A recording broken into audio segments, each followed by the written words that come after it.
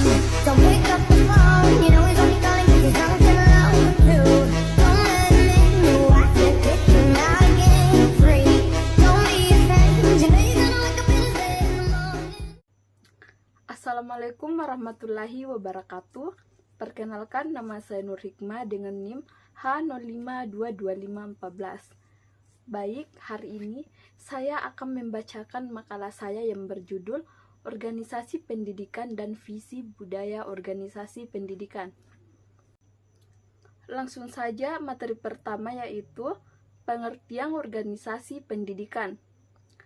Istilah organisasi secara etimologi berasal dari bahasa Latin organum yang berarti alat, sedangkan organis berarti mengorganisasikan, yang menunjukkan tindakan atau usaha untuk mencapai sesuatu.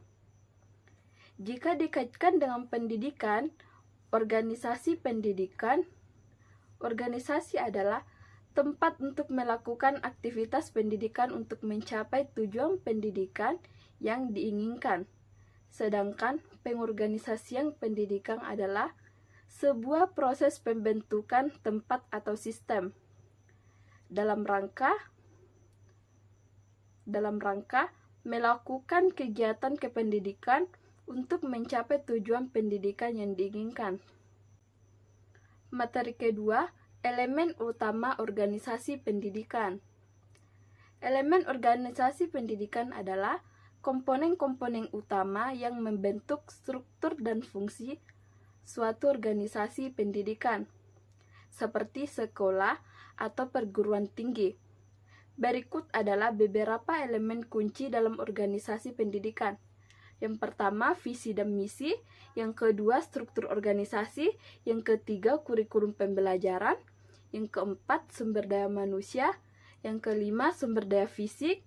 Keenam, proses administrasi. 7, kebijakan dan regulasi. 8, evaluasi dan penilaian. Dan yang terakhir, komunikasi dan hubungan.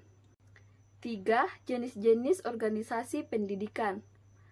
Jenis-jenis organisasi pendidikan secara umum terbagi menjadi 2, yaitu yang pertama, organisasi formal.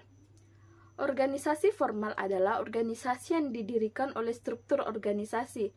Keberadaan struktur organisasi yang menjadi pembeda utama antara organisasi formal dan informal. Yang kedua, struktur organisasi informal.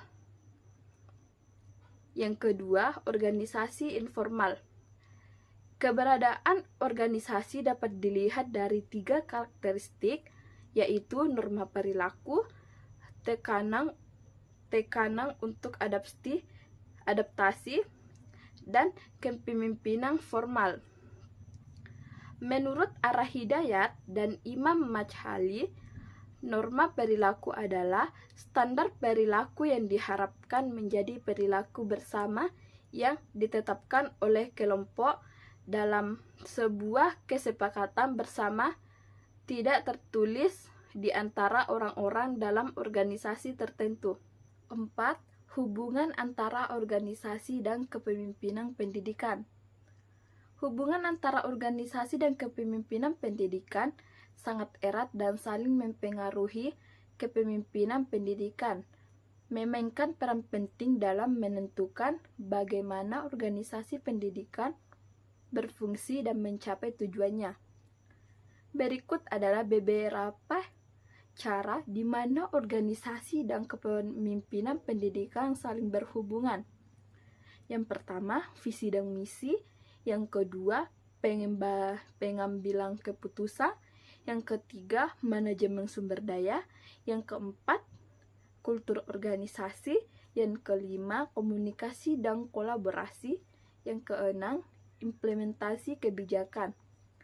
7, perubahan dan inovasi. 8, evaluasi dan pengembangan. Dan yang terakhir, pemberdayaan dan motivasi. 5, tinjauan sekitar konsep visi. Berikut adalah tinjauan mendalam mengenai konsep visi sebagai berikut. Yang pertama, definisi dan tujuan visi. Yang kedua, ciri-ciri visi yang efektif. Yang ketiga, peran visi dalam organisasi pendidikan. Yang keempat, proses pengembangan visi. Yang kelima, implementasi dan evaluasi. Dan yang terakhir, contoh visi dalam pendidikan. 6. Pemikiran Paulo Freire terhadap pendidikan. Pendidikan bagi Paulo Freire merupakan proses humanisasi, yakni proses untuk memanusiakan manusia. Upaya humanisasi harus diaktualisasikan dengan tujuan melawan proses dehumanisasi. Pendidikan yang selalu digagas oleh seorang Freire adalah pendidikan humanisme, di mana pendidikan humanisme merupakan bagian dari filsafat humanisme. Aliran filsafat humanisme inilah yang dicita-citakan oleh Freire, di mana manusia adalah subjek atau pelaku utama dalam pendidikan. Yang ketujuh, pengertian budaya organisasi. Budaya organisasi dapat didefinisikan sebagai perangkat sistem nilai values, keyakinan-keyakinan, belief, asumsi-asumsi, assumptions, atau norma-norma yang telah lama berlaku, disepakati dan diikuti oleh para anggota suatu organisasi sebagai pedoman perilaku dan pemecahan masalah organisasinya. Budaya organisasi juga disebut budaya perusahaan, yaitu seperangkat nilai-nilai atau norma-norma yang telah relatif lama berlakunya dianut bersama oleh para anggota organisasi atau karyawan sebagai norma perilaku dalam menyelesaikan masalah-masalah organisasi perusahaan. 8. Perspektif pendidikan ekonomi. Dalam rangka pengembangan perilaku ekonomi berwawasan budaya bangsa. Perspektif pendidikan ekonomi dalam rangka pengembangan perilaku ekonomi yang berwawasan budaya bangsa mengacu pada pendekatan yang mengintegrasikan prinsip-prinsip ekonomi dengan pemahaman dan penghargaan terhadap budaya lokal dan nilai-nilai bangsa. Hal ini penting untuk memastikan bahwa pengembangan ekonomi tidak hanya fokus pada pertumbuhan materi, tetapi juga menjaga identitas dan keberagaman budaya yang menjadi bagian integral dari suatu bangsa.